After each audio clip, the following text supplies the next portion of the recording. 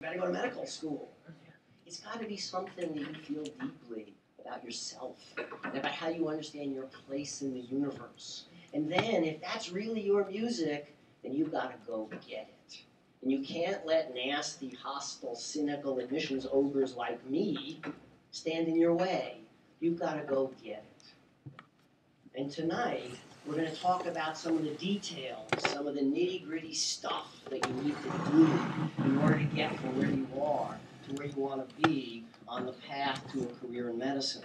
But before you start doing all of that stuff, there's something else you need to do that I can't help you with, your faculty can't help you with, your advisors can't help you with, your mothers can't even help you with.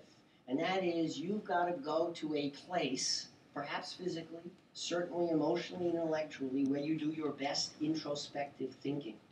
And then you need to do that thinking. Now, maybe you do that out on the beach. Maybe it's a process that for you is catalyzed by alcohol and sunlight. However you do your best thinking, I didn't say that. However you do your best thinking, you really need to do your best thinking and sit there and look at that person you see in the mirror and ask questions like, who am I? What is this thing about me and medicine really all about? What am I hoping for in a career in medicine? What do I expect to put into medicine? What do I hope to get out of it? And above all, who am I really?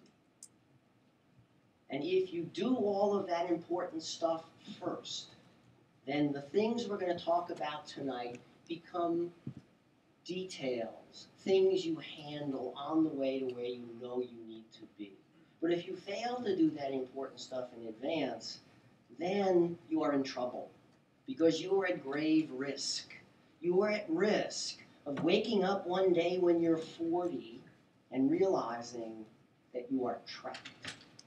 You are trapped in a job that is not a calling, and it's a damn annoying job if that's all it is.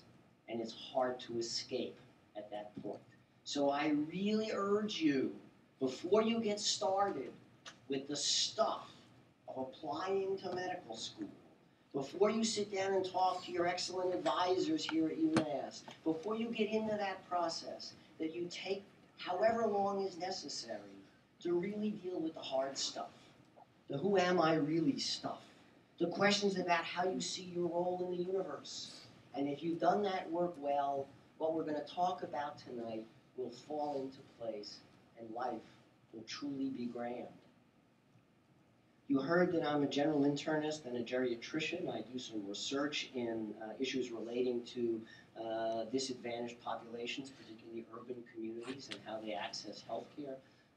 And I do admissions. And sometimes when I talk to groups like this, I feel like I ought to do this the way one would do an AA meeting. How many of you have been to an AA meeting? I know you go to visit, right? You're going to research. How do they start the AA meeting? When you walk in as a new person. Go around the circle, they introduce themselves. Most people are saying, I'm an alcoholic in remission, I haven't had a drink in this number of days, years, months. They know it's the hour practically. Yeah. And then you just kind of go around and you're like, I'm just a dude, and I'm here. Yeah. So I feel like I want to come to you and say, hi, my name is Bob. I'm a doc. I love being a doc. I love being a doc so much that I have abandoned being embarrassed by how much I love being a doc. And I'm here to tell you that if this, in fact, is your music, it's really a trip. And it gets better by the day. What we're going to do for the next 55 minutes is a two-part exercise.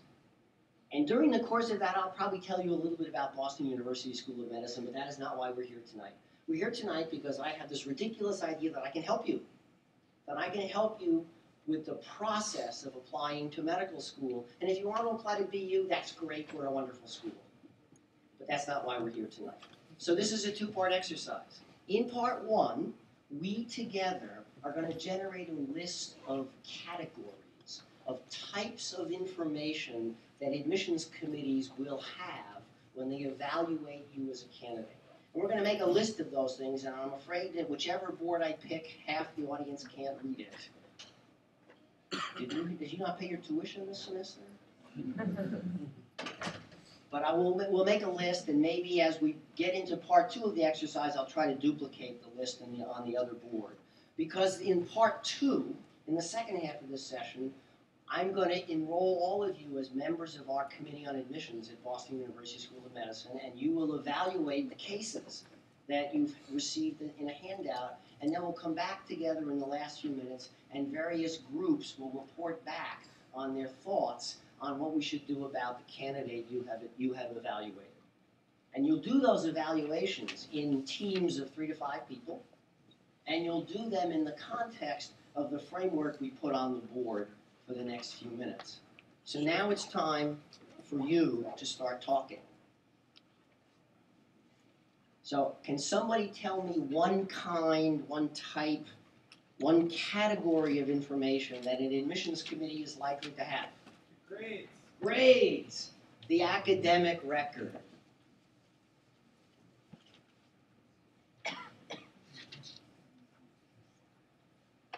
What do you think we do when we look at the grades? Somebody. What do we do when we look at the grades? Evaluate them. How do we do that? GPA. All right, so one question is, so what's the GPA? Anything else? What else would we wonder about when we look at the academic record in addition to the GPA? Just shout it out. Types of classes. I'm sorry? Types of classes. The types of classes. What do you have in mind? Science classes, non-science, humanities. Okay, so we're going to look at the breadth and the depth of the academic record. So we're going to want to see that people have actually engaged in a relatively broad program of studies. But we're also going to want to see that you tackled something in depth. And that might be your major. Maybe you have a double major. It might be your minor. But we're going to want to see that you tackled something in depth, that you took on rigorous, upper-level, demanding courses that require thoughtful, analytical thinking. Anything else about the academic record that you wonder about, whether we're interested in? MCAT score. MCAT score. We're going to look at the MCAT separately. But I'll put it up there as a placeholder. The academic record, the transcript, and other representations of your coursework. I like the pre-med requirement. The pre-med requirements. Yeah, we like to see that people read the book and they did the pre-med requirements. Yeah, applying to medical school, skipping orgo is probably not a good idea. Some of us on admissions committees, we were born at night, but it turns out it wasn't last night. Other aspects of the academic record. Trends. Tell me more. If you had a rough freshman year and then sophomore year, you progressively got better and better into your senior year. Growth. Good. Neutral. Bad. As people progress through to more upper level courses, we like to see a positive trajectory, the slope of the line. Now, admissions people, we like to think we're scientists, that we deal in data. Entirely in the absence of data, I do not know an admissions officer at any medical school in the country who does not believe in this like a religion. There's no data, but everybody believes in it. And if, this might be a message, if you find that you've stumbled, you've had a little trouble, that your trajectory looks like this, you might want to consider that as you think about the timing of your application to medical school, because everyone is going to look at this. Other aspects of the academic record. How about where you took the courses? What do you think? Do we care? Yeah, we do care. So let's say you go to UMass Amherst and we get an application from you that shows that you took 2 semesters of general chemistry, 2 semesters of physics, and 2 semesters of upper-level biology at a community college back home in the summer. How are we likely to think about that? Negatively. Say more. Okay, so one explanation for that might be, he's trying to dodge the tougher courses at UMass. Another explanation might be that it's economic, that you're going